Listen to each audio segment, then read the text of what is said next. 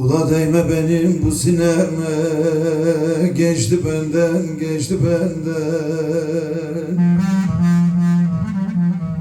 Ben mertlere körpe oldum, zalim namert geçti benden, aman aman.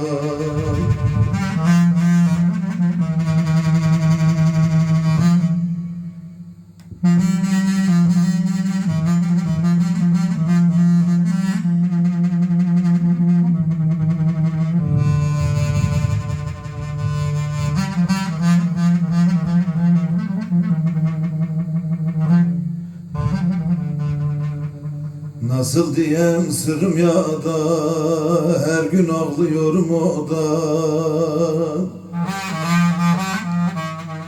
Torunlarım dedi zalim namert geçti benden, aman aman.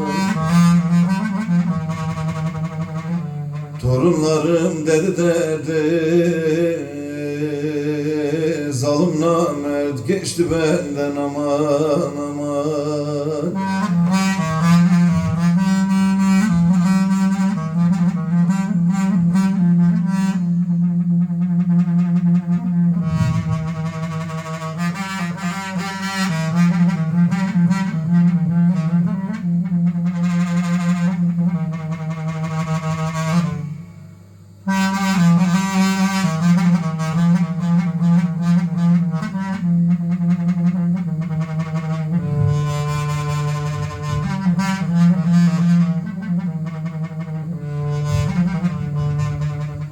Çoban oğlu can çekildi, sinem tarlası ekildi.